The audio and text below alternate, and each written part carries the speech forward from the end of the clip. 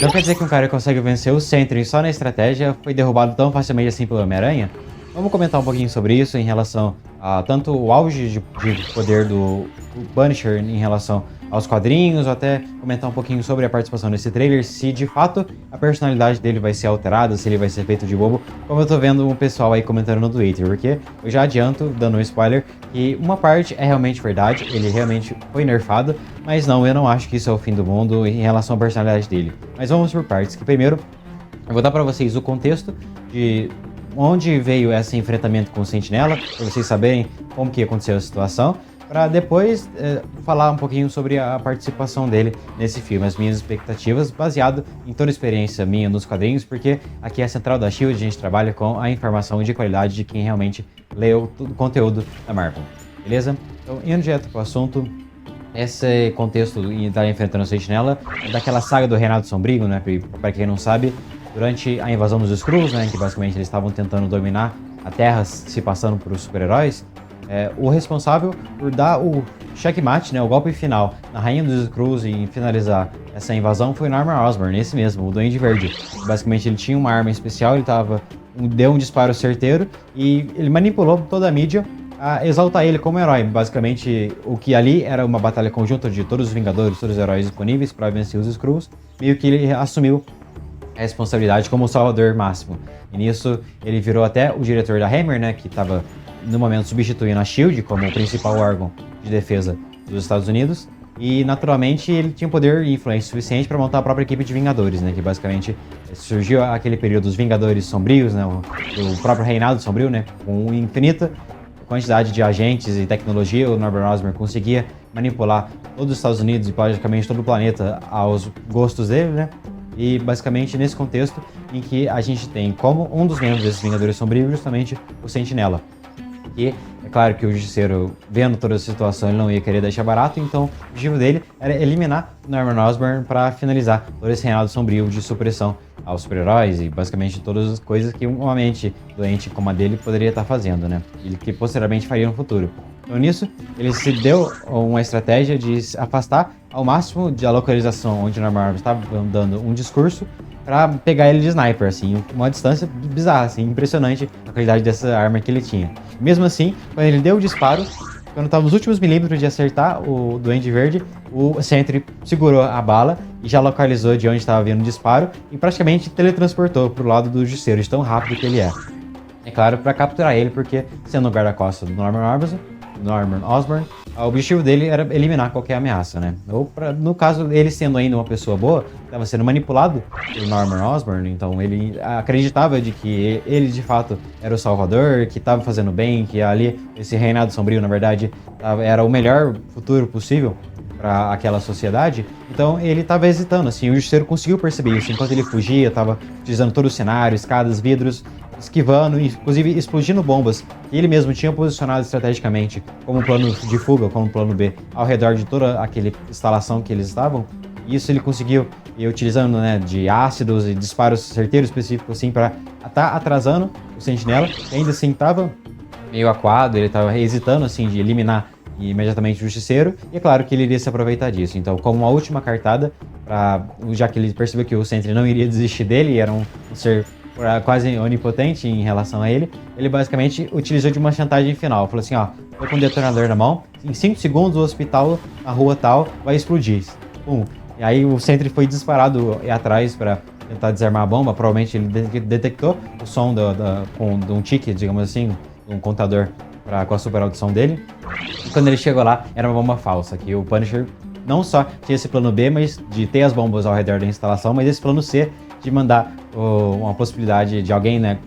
ser feito de refém, né, ser chantageado por essa suposta bomba no hospital. Claro que não era bomba de verdade, porque o Justiceiro não mata inocentes, né? A filosofia dele é que ele basicamente só dá o troco para quem merece, digamos assim, né? Como a gente vê até na primeira aparição dele. E nisso ele já consegue escapar de volta para a van dele, que não seria rápido o suficiente, então ele já muda o plano para escapar pelo metrô, que aí sim estaria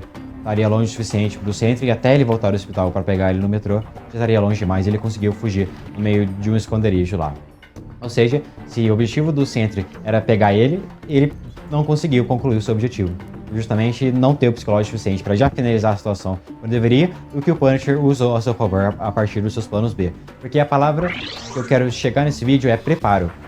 O trunfo do Justiceiro é o que muita gente atribuiu ao Batman também, que basicamente é o mestre do preparo. Então, o mérito dele, sendo um humano comum, né, comum entre aspas, né, considerando a extensa experiência dele como fuzileiro naval, de guerras e todo o armamento militar que ele sabe usar, mas a questão é que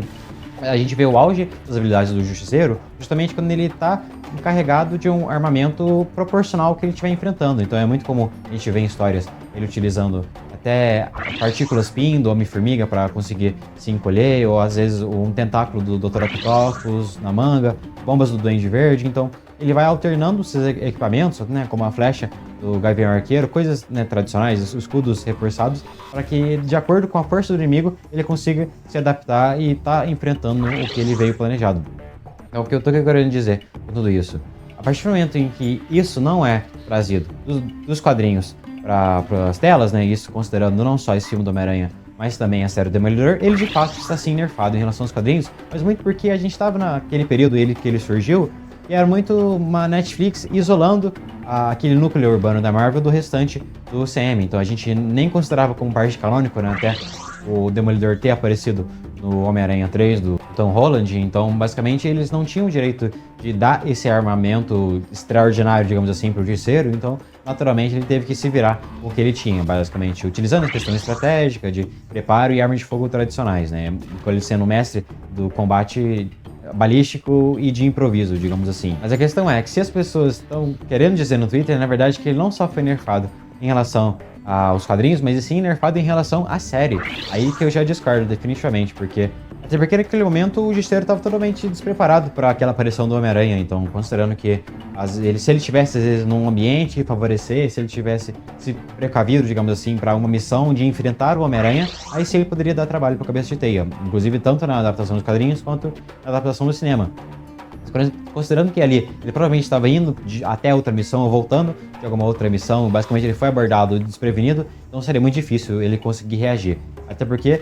muita gente comentou em relação àquele disparo que ele deu na aranha que não foi letal, mas é natural que não seja letal porque é contra a filosofia dele, tanto na série quanto nos quadrinhos, porque eles, é como que eu falei agora há pouco, ele só dá o troco e que merece, digamos assim. Então ele não, de forma alguma, iria dar um disparo letal no Homem-Aranha, mesmo que ele pudesse, mesmo que ele tivesse armamento para isso, porque, querendo ou não, isso seria contra os princípios dele de estar atirando contra um inocente. Então ali, de fato, ele deve ter dado só uma stunada, né, basicamente um golpe para afastar ele, porque ele acreditou que já seria o suficiente, mas talvez ele sim tenha subestimado o Homem-Aranha e que imediatamente já retalhou ele, basicamente. O que provavelmente não acontece duas vezes, né, considerando que ele é um tipo de personagem que aprende com os erros, né, aprende com as falhas, então na próxima vez que ele fosse enfrentar o Homem-Aranha, provavelmente ele usaria ainda assim uma arma não letal, mas com um poder maior de incapacitação, digamos assim.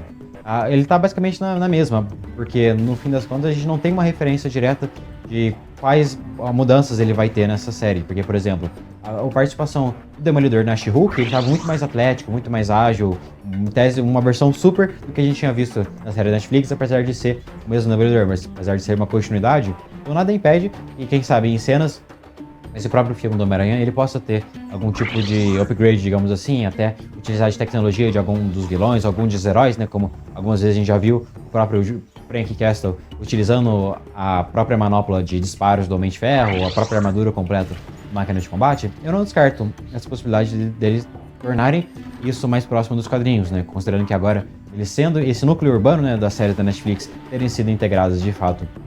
ao CM, abre margem para que ele seja mais fiel aos quadrinhos, mas definitivamente eu não acho que ele ser derrotado pelo Homem-Aranha é um problema, porque isso é uma coisa extremamente comum que acontece nos quadrinhos, né, considerando que eventualmente o Justiceiro vai estar prestes a finalizar o oponente, mas é claro que o Homem-Aranha, pelos próprios princípios, não vai deixar e vai atacar o Justiceiro e prender os dois, né? Então, basicamente, o Homem-Aranha tá lutando contra dois, né? Tanto contra o bandido, que o Justiceiro tá pegando, quanto o próprio Justiceiro para não finalizar o bandido, digamos assim. É uma coisa extremamente comum, e isso não prejudica o Punisher, muito contrário. Isso até mostra